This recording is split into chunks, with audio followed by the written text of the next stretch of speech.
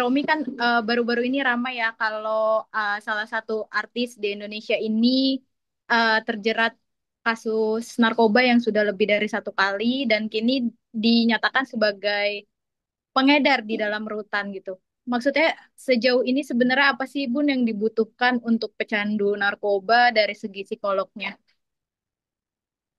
Oke, kalau orang punya kebiasaan buruk dalam hal ini narkoba, pecandu, pertama memang harus didetoks dulu, dibersihkan dari racun-racunnya dulu ya. Karena kalau itu tidak terjadi dengan maksimal, pasti nanti akan lebih mudah relapse. Tetapi relapse itu bukan juga hanya karena adanya masih apa ya racun di darahnya, tetapi misalnya pertanyaan yang berikutnya setelah di detox itu dicari masalah yang ada pada dirinya. Maksudnya masalah yang ada pada dirinya gini, apa sih yang menyebabkan dia awalnya itu menggunakan narkoba? Misalnya gini, ada orang yang menggunakan narkoba karena dia nggak bisa melihat masalah dalam realita hidup, misalnya nggak punya job, nggak punya apa, kayaknya udah beku, otaknya nggak bisa berpikir lebih lanjut, sehingga yang dilakukan adalah kemudian atau bunuh diri atau kemudian yaitu menggunakan narkoba. Karena pada dasarnya kalau kita lihat di ilmu psikologi, orang itu kalau ada masalah, ada konflik atau ada apa dalam kehidupannya, yang pertama dilihat adalah apakah dia bisa fight atau flight. Kalau fight artinya dia menghadapi masalah itu. Dia mencoba menyelesaikan masalah itu, tapi tidak lari dari realitanya. Nah, kalau flight, dia meninggalkan masalah itu, kabur dulu. Kaburnya bisa macam-macam. Bisa misalnya kayak tadi saya katakan, dia misalnya ke narkoba, minum minuman keras dan sebagainya. Dampaknya apa?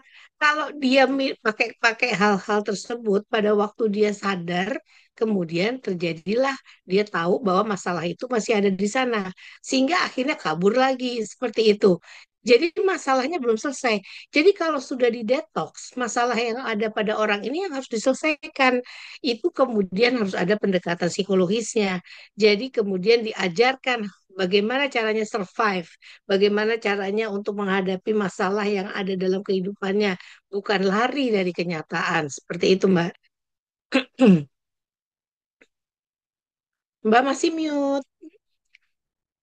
Apakah si pecandu narkoba ini hukuman di penjara itu adalah hukuman yang paling tepat atau sebenarnya harusnya memang ada rehabilitas dan lain-lain gitu Bun untuk pendekatan secara psikolognya? Ya, kalau orang udah kebiasaan pengguna, itu kalau dimasukkan ke dalam tahanan, itu belum tentu kemudian bisa sembuh. Dalam artian kata tidak menggunakan lagi. Mungkin makin hebat cara menggunakannya karena ada asupan atau apa dari teman-temannya yang kemudian dia menjadi lebih heboh. Yang kalau menurut saya kalau orang sakit ya harus ke dokter, harus ke rumah sakit. Nah, ini juga kalau dia misalnya pencandu berarti dia tidak bisa membersihkan dirinya sendiri, harus didetoks dan sebagainya, harus rehabilitasi gitu. Tapi Bu, ini justru ketika dia sebagai pengedar, justru malah akhirnya dipindahkan ke tahanan paling mengerikan yaitu Nusa Kambangan ya Bu. Apa itu juga menjadi solusi yang baik, yang paling relevan dari segi psikolognya, atau malah ini menjadi untuk si pencandu dan pengedar narkoba ini? Nah, kalau ditanya ini akan menjadi-jadi atau kemudian jadi lebih taubat atau tidak gitu, sebetulnya saya nggak bisa jawab karena tiap orang bereaksinya berbeda ya. Tetapi bahwa ini kan juga mesti dicari lebih jauh lagi apakah katanya ini eh, nggak terlalu benar hal yang terjadi pada diri orang ini. Tetapi kalau dia pengedar, memang itu tingkatannya sudah berbeda dengan hanya pengguna saja. Nah, yang paling saya pikir harus dipikirkan oleh dari pihak apa namanya tahanan dan sebagainya adalah memikirkan juga apakah benar orang ini kemudian kalau misalnya ditaruh di Nusa Kambangan dan sebagainya akan jadi lebih baik. Kan sebetulnya kegiatan manusia dihentikan total, masuk ke penjara, membuat dia jera supaya tidak melakukan hal yang sama lagi. Dan kemudian akan kalau keluar dari situ akan jadi lebih baik gitu. Tetapi kan banyak juga kenyataannya orang yang masuk ke sana tidak jadi lebih baik. Jadi ada hal yang perlu diperhatikan untuk kemudian diperbincangkan kembali. Sebetulnya yang dibutuhkan orang ini untuk bisa kembali baik itu adalah seperti apa? Kalau dia pecandu, kalau menurut saya harusnya memang rehabilitasi. Mungkin rehabilitasi yang lalu sudah didetoks, tapi belum dibantu untuk memecahkan masalahnya. Karena setiap kali dia keluar, ya kemarin-kemarin kan, akhirnya kembali lagi. Relapse-nya itu karena apa? Katanya nggak ada job, nggak ada ini, nggak ada ini. Jadi artinya dia nggak bisa memberikan respons yang cukup positif terhadap nggak punya job, apa yang harus dilakukan. Yang dibantu kan harusnya cara berpikirnya. Bagaimana cara berpikir kalau misalnya dalam keadaan seperti itu kan bisa melakukan hal-hal yang lain. Mungkin nggak kepikir karena selama ini hidup enak sebagai artis. Nah, itu yang harus dia ajarkan kepada orang ini, misalnya seperti itu. Tapi kalau saya nggak tahu pasti apakah ini betul memang harus ke Nusa Kambangan atau tidak, tetapi yang saya pikirkan adalah bagaimana membuat orang yang sudah masuk ke dalam penjara, kalaupun dia keluar menjadi lebih baik gitu. Tapi apa tepat untuk seorang pecandu itu akhirnya dibawa malah tidak direhabilitasi? Itu tepat atau tidak? Atau harusnya sih direhab aja gitu? Nah, kalau menurut saya harus rehab yang total gitu. Kalaupun harus direhab yang total. Yang tadi saya bilang, kalau waktu itu belum tuntas, karena apa? Karena dia tetap masih punya masalah bagaimana cara memanage dirinya, itu yang harus diajarkan. Itu yang harus dibantu untuk bisa punya keahlian dalam hal tersebut gitu loh.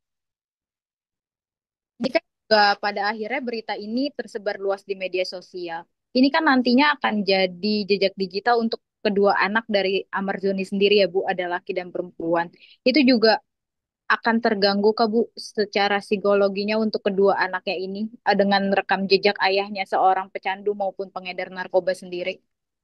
Iya. Kalau menurut saya ya pasti ada nanti kalau misalnya ini kan mungkin anaknya nggak tahu dengan pasti karena pada waktu kejadian kan masih kecil sekali ya, tidak tahu dengan jelas apa yang menyebabkan ayahnya tidak ada, terus ada ayah pengganti yang mungkin juga baik pada mereka. Tetapi kalau nanti di dalam dunia lain, ibaratnya di sekolahan, kemudian ada teman-temannya, nah teman-temannya itu mungkin pada waktu dia di SD misalnya kelas 3 atau kelas 4 tuh bisa aja dia bertanya, kenapa tuh teman kok bisa nanya? Karena orang tua temennya tahu bahwa ini anaknya si tokoh itu ya, orang itu ya. Sehingga si anak ini dibilangin, itu loh teman kamu sekelas tuh ada yang ayahnya ada di tahanan misalnya gitu. Lalu anak itu mungkin tanya kepada si anaknya si AM ini. eh, AM kok AZ ya. Tanya kepada dia, apakah kamu ayahnya ada itu? Nah, itu kan jadi kemudian bisa berdampak pada anaknya. Kalau anak itu belum dapat penjelasan yang tuntas dari ibunya, maka kemungkinan ini bisa berdampak gitu ya. Lalu kemudian juga, jadi dia karena tidak paham kenapa ini terjadi pada ayahnya. Lalu kemudian juga dia pasti akan bertanya-tanya atau dia cari sendiri. Karena kalau udah nanti bisa mencari sendiri kan di jejak digital gampang ditelusuri gitu, bisa saja terjadi gitu. Mungkin Bu, untuk sejauh ini, untuk para pecandu maupun pengedar sendiri ya, apa sih yang bisa Ibu sampaikan untuk mereka mungkin sebagai itu juga dan sebagai untuk masukan juga kepada pemerintah mungkin agar lebih concern untuk melakukan rehab agar ini kan tidak terulang. Apalagi ini seorang public figure ya Bu. Ya kalau saya ngelihatnya kalau kita ada orang yang pecandu begini, ini harus hati-hati cara penanganannya nggak dianggap sama semua. Setiap kasus beda-beda. Ada orang ya yang setelah jadi pecandu, kemudian sudah didetoks dan sebagainya, sudah juga keluar dari penjara, bisa relapse saja karena masalah dia melihat air mengucur dari keran. Itu bisa membuat dia kembali kepada masa lalu yang kemudian akhirnya dia jadi pengguna lagi. Bisa karena hal tertentu ke triggernya gitu. Jadi untuk itu makanya kan harus kita apa tangani kasus per kasus. secara lebih apa ya, lebih spesifik. Jangan kemudian dianggap secara umum udah detox, detox semua udah beres selesai. Kemudian kembalikan ke penjara. Belum tentu itu selesai. Ada fase berikutnya yang mesti dilewati lagi, yaitu kemudian mempertanyakan penyebab orang ini mengalami kecanduan ini, yang kemudian apa yang dia tidak kuasai sih sebetulnya di dalam kehidupannya, sehingga dia kemudian kok kembali terus kepada situasi yang sama gitu. Apa ini juga kan tadi sempat juga menyatakan bahwa kalau ini tuh seperti apa ya, adanya tidak laku lagi di dunia entertainment gitu kan. Dan berbarengan dengan dia yang digugat cerai. Itu bisa berkaitan juga mungkin, Bu. Iya bisa tidak gitu ya. Jadi kalau misalnya dibilang ini karena dia nggak dapat kerjaan, ini karena istrinya kemudian sudah menikah lagi dan sebagainya, bisa iya bisa tidak, makin memperburuk bisa iya. Tapi kalau orangnya sudah masa bodoh, ya udahlah terserahlah yang dia rasa, pokoknya ya udah ini memang udah nasib saya gitu, kayak orang udah bukannya menyerah ya pasrah ya, tetapi lebih kepada masa bodoh gitu ya, yang paling banter kan saya masuk penjara lagi gitu ibaratnya gitu. Nah itu yang kemudian harus kita lihat gitu, masih punya keinginan untuk hidup baik nggak? Karena gini, manusia itu kalau di luarnya heboh mau membantu dia kayak apa, kalau dari dalam dirinya tidak ada kesadaran, tidak akan mungkin terjadi perubahan gitu. Jadi yang kita tanya dan kita lihat di dalam dirinya apa sih yang membuat dia tidak bisa survive selalu kalau di luar gitu ya. Oh, rupanya kalau ada konflik dia cepat menyerah, cepat putus asa, cepat tidak tahu apa yang harus dilakukan, sehingga kemudian larinya kembali ke sana. Dianggap kalau pakai itu rasanya semua aman, terkendali di dunia ini. Nah, itu yang kemudian harus jadi bahan untuk diperbaiki. Lalu pertanyaannya, kamu mau baik? Kamu mau nggak mempunyai kehidupan yang layak dengan keluargamu? Kamu mau nggak dari nol lagi? Mau coba nggak? Kalau dia tidak belum diberi, dia tidak punya kesadaran untuk hal tersebut, kan susah bagi orang di lingkungannya untuk membantu dia gitu. Masih Terakhir, mute. terakhir Bun. Ini Mm-mm. harusnya orang-orang pecandu ini harus mendapat dukungan seperti apa sih Bun dari keluarga maupun kerabat terdekatnya untuk akhirnya bisa terbebas dari ini ya pecanduan ini. Sebetulnya yang harus dilakukan adalah kalau menurut saya adalah eh, pertama gini, keluarga tahu nggak sih orang ini yang menjadi masalah dalam kehidupannya itu apa?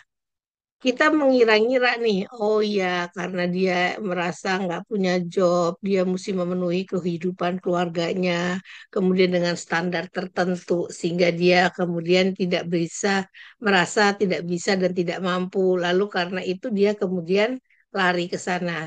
Untuk mencari uang dengan cara gampang adalah dengan misalnya menjual nih kalau dia betul bandar ya, menjualan gitu.